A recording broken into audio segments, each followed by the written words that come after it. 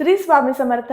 आचार्य मंजुषा जोशी या युट्यूब चॅनलवरती आपल्या सगळ्यांचं सहर्ष स्वागत. आज आपण समजून घेतोय मकर राशीच्या जातकांना शनिग्रह वक्री होत आहेत 138 दिवसांसाठी तुमच्या जीवनामध्ये कोणते महत्वपूर्ण बदल परिवर्तन तुमच्या आयुष्यात घडून देतील. जीवनाचा संघर्षमय प्रवास सुरू होता, अस्थिरता निर्माण झालेली होती, अधिक परिश्रम आणि कष्ट मिळत आहेत, त्याचं चांगलं फळ आता मिळू शकतं या 138 दिवसात. आणि ते कसं ते समजून घेऊया. सर्वात प्रथम समजून घेऊ शनिग्रहांची वक्रावस्था कधीपासून कधीपर्यंत आहे. 27 जुलै ते 11 डिसेंबर हा तो 138 दिवसांचा टप्पा असणार आहे. शनिग्रह वक्री होणं म्हणजे काय? शनिग्रहांची चाल ही मंद असते. एका राशीतनं दुसऱ्या राशीत जाण्यासाठी त्यांना 30 महिने लागतात, अर्थात 2.5 वर्ष लागत असतं. आता वक्री अवस्था प्रत्येक वर्षी येते का? तर हो. दरवर्षी जुलै महिन्यामध्ये पहिल्या किंवा दुसऱ्या आठवड्यामध्ये, फार फार तर तिसऱ्या आठवड्यामध्ये शनिग्रह वक्री होतात. दरवर्षी होतात. दरवर्षी तुम्हाला ते काहीतरी विशेष फळ देण्यासाठी येत असतात. याही वर्षी शनिग्रह वक्री होत आहेत आणि तोच हा टप्पा असणार आहे 27 जुलै ते 11 डिसेंबर. वक्री अवस्था म्हणजे काय? तर शनिग्रह उलटा चालतो, वाईट फळ देतो तर नाही. शनिग्रह ज्यावेळेस परिक्रमा करत असतो त्यावेळेस पृथ्वीपासून शनिग्रहांना पाहताना त्यांची गती जी मंद आहे ती अधिक मंद झालेली आहे, त्यामुळे तो ग्रह उलटा चाललाय असा काहीसा आभास होणं याला म्हणतात वक्री अवस्था. जे काही चांगलं फळ आहे, उत्तम कार्य आहे, परिश्रम आहे, त्या परिश्रमाची तीव्रता कमी अधिक मिळणं याला म्हणतात वक्री अवस्था. आणि तेच फळ तुम्हाला आता मिळणार आहे. पत्रिकेतील तृतीय स्थानातनं शनींचं गोचर आहे.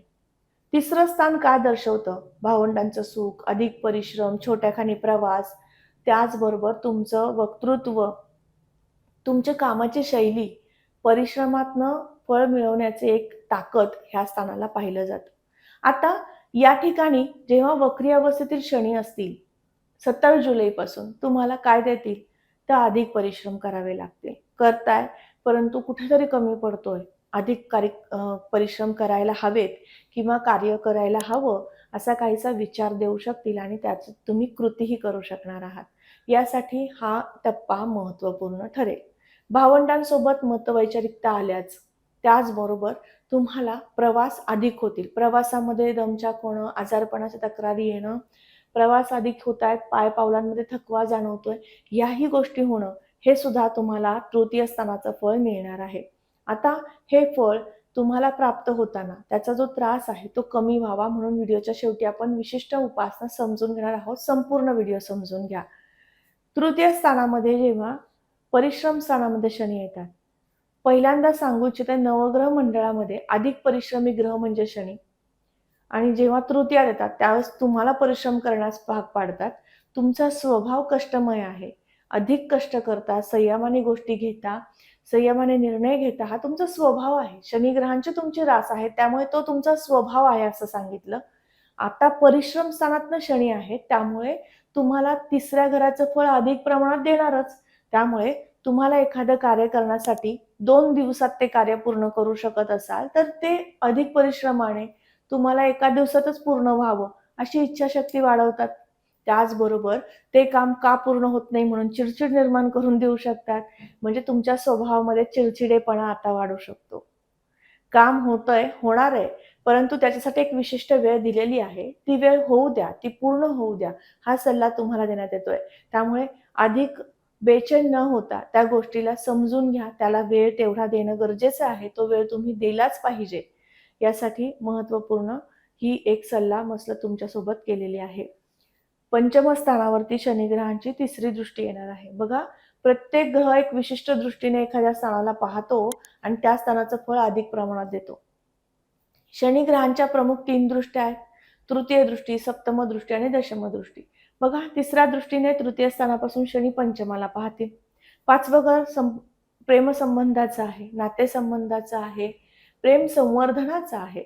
5वं घर शिक्षणाचं आहे. 5वं घर हे संतान सुखाचं आहे. आता या ठिकाणी काय होईल?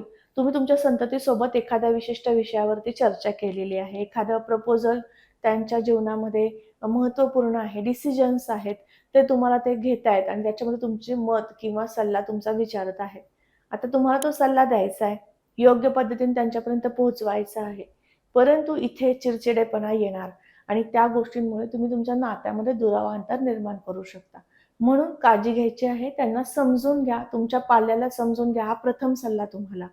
तुमचा जो पार्टनर आहे, रिलेशनशिपमध्ये तुम्ही ज्यांच्या आहात, त्यांना सुद्धा समजून घ्या. त्यांच्या आयुष्यामध्ये सुद्धा खूप मोठ्या प्रमाणामध्ये उलथापालथ अडचणी निर्माण होत आहेत. करिअरमध्ये काही अडचणी आहेत. त्यांना तुम्हाला योग्य सल्ला द्यायचा आहे. पण तो व्यवस्थित पद्धतीने त्यांच्यापर्यंत पोहोचवला नाही गेला, तर नात्यामध्ये दुरावा येतो. मग ह्या गोष्टींना तुम्हाला समजून घेऊन काम करायचं आहे त्यावरती. म्हणजे तुमच्या नात्यामध्ये अडी कुठली निर्माण न होता किंवा नात्याची वीण सैल न होता ती तशीच राहू शकेल. हा प्रथमतः तुम्हाला सल्ला. शिक्षणाच्या बाबतीमध्ये मात्र या बाबतीमध्ये विशेष चांगलं फळ मिळतं. जेव्हा पंचमाला शनी बघतात, त्यावेळेस तुमच्यामध्ये चिकाटी निर्माण करून देतात. हा अभ्यास आजच पूर्ण करायचा आहे. मी हा अभ्यास करतोय किंवा एखादी विशिष्ट वही पूर्ण करतोय. 1ली ते 10वी पर्यंत, 12वी पर्यंतच्या विद्यार्थ्यांना विशेष सांगेल हा सल्ला, की तुम्ही तुमचा अभ्यास रोजच्या रोज नियमित करू शकणार आहात. आजचा अभ्यास आजच पूर्ण करायचा आहे. मला तो जमलाच पाहिजे. एखादा विषय अवघड जातोय, तर मी त्याच्या सखोल अभ्यासापर्यंत पोहोचणार आहे. ही चिकाटी शनी देतात. परंतु तुमच्यातला आळस किंवा तुमच्यातलं आजचं काम उद्यावर करण्याची जी सवय आहे ना, त्याला तुम्हाला टाळता आलं पाहिजे. कारण शनी भरपूर देत असतात तुम्हाला चिकाटी, कठोरता, संयमी स्वभाव सगळं देत असतात. पण तुम्ही त्या गोष्टींसाठी तितक्या मोठ्या प्रमाणात त्यांना सेवा त्यांची करून किंवा त्यांचे आशीर्वाद घेऊन तुम्ही त्या गोष्टी पूर्ण करू शकता. तेथे लक्ष द्यायचं आहे. कोर्टासंदर्भातील काही कार्य असेल, तर ते आता मार्गी लागू शकतं आणि त्याचबरोबर तुम्ही जर न्यायाधीश आहात, वकील आहात किंवा लॉ क्षेत्रामध्ये कुठलंही कार्य तुम्ही करताय, तर तुम्हाला आता शनिग्रह अधिकाधिक कष्टमय प्रवास देणार आहेत. अधिक कार्य तुम्हाला सोपवणार आहेत. ती सगळी पूर्ण सुद्धा तेच करून देतील. फक्त तुमच्याकडनं ते निष्ठेने पूर्ण होणं अपेक्षित आहे किंवा आवश्यक आहे. आता या झाल्या तिसऱ्या दृष्टीची फळं. आता शनिग्रहांची 7वी दृष्टी ही भाग्यस्थानावर येणार आहे. त्यामुळे भाग्योदय घडेल. आता या दरम्यान तुमचा भाग्योदय घडेल म्हणजे तुम्हाला एखाद्या गोष्टीसाठी खूप प्रलंबित होती ती गोष्ट मिळत नव्हती, खूप अपेक्षित होता. ते कार्य पूर्ण होत नव्हतं. या दरम्यान तुम्ही त्या कार्याचा आढावा घेणं, एखाद्या गोष्टीच्या कामामध्ये अपूर्तता होती. ते कार्य पूर्ण होण्यासाठी त्याचे काही डॉक्युमेंट्स कमी पडत होते. तर ते आता सगळे पूर्ण करून देणं आणि त्याच्यामुळे तुमची एखादी इच्छापूर्ती होणं, एखादं महत्त्वपूर्ण कार्य संपन्न होणं हे चांगलं फळ मिळू शकतं. त्याचबरोबर भाग्य आणि शुभ संकेत या स्थानावरनं पाहिलं जातं. शुभ संकेत वारंवार मिळत होते. काही कार्य होत होती, पूर्ण होत होती, मनासारखी होत होती, चांगलं जीवनात काम घडत होतं. शनीच्या आधिपत्याखाली असणारे व्यापार किंवा नोकरी यामध्ये सुस्थिरता मिळत होती. अर्थात ते व्यापार आणि नोकरी कोणती तेही समजून घेऊ. सिव्हिल क्षेत्रामध्ये तुम्ही काम करताय, वकील आहात, जज आहात, तर तुम्हाला या क्षेत्रामध्ये चांगलं काम होत होतं तुमच्याकडनं. आता इथे थोडेसे परिश्रम अधिक करायला लागणं हे फळ मिळू शकतं. म्हणून विशेष त्या ठिकाणी काम करायचं आहे.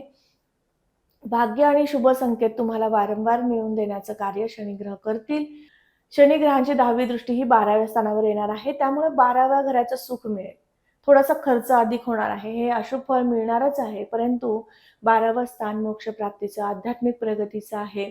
जो वर्ग 40शी नंतरचा जीवन प्रवास करत आहे, त्यांना मी सांगू इच्छिते, थोडासा अध्यात्मात रमणार आहात. अभ्यास करताय कुठल्याही गोष्टीचा, अध्यात्माचा सुद्धा अभ्यास आपण करत असतो प्रथमतः. का असं म्हणते? कारण प्रत्येक गोष्टीचं ज्ञान प्राप्त करून घेण्यासाठी सुद्धा योग्य वेळ यावी लागते. तसं अध्यात्मात जाण्यासाठी सुद्धा योग्य प्रवासाची वेळ यावी लागते. हाच तो वेळ काळ आहे आपण म्हणू. या 138 दिवसांमध्ये तुमच्याकडनं निष्ठेने सेवा होऊ शकते. चिकाटीने एखादं मेडिटेशन किंवा एखाद्या ध्यानधारणेमध्ये तुम्हाला रममाण करण्याचा प्रवास सुरू करून देण्याचं कार्य शनिग्रह करतील.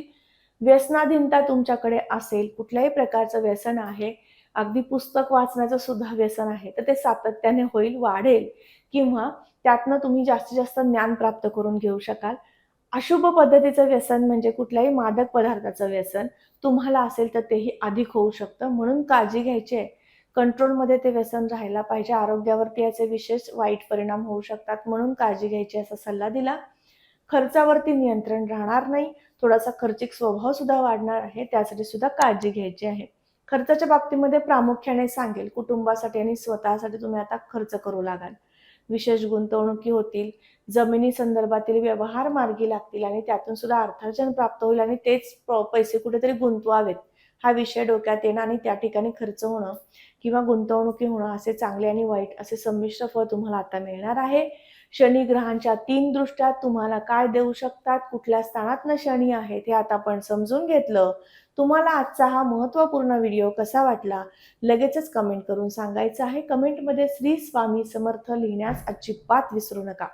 तुम्ही आपल्या चॅनलवर नवीन असाल लगेच चॅनलला सबस्क्राईब करा, बेल आयकॉनला क्लिक करा. त्याचबरोबर आपल्याच या चॅनलच्या वरती अनेक महत्त्वपूर्ण राशीफळं त्याचबरोबर ज्योतिषशास्त्रासोबतच वास्तुशास्त्रासंदर्भातल्या सुद्धा महत्त्वपूर्ण व्हिडिओज अपलोड केलेले आहेत. नक्की त्यामध्ये सुद्धा विशेष महत्त्वपूर्ण माहिती देण्याचा मी प्रयत्न केलेला आहे. नक्की तेही व्हिडिओ असेच प्रेम प्रतिसादाने पाहावेत आणि त्यालाही चांगला प्रतिसाद द्यावा अशी मी तुम्हाला विनंती करते. आणि त्याचबरोबर अशाच महत्त्वपूर्ण माहितीला पुन्हा घेऊन येणार आहे. त्याच आत्ता आपली रजा घेते.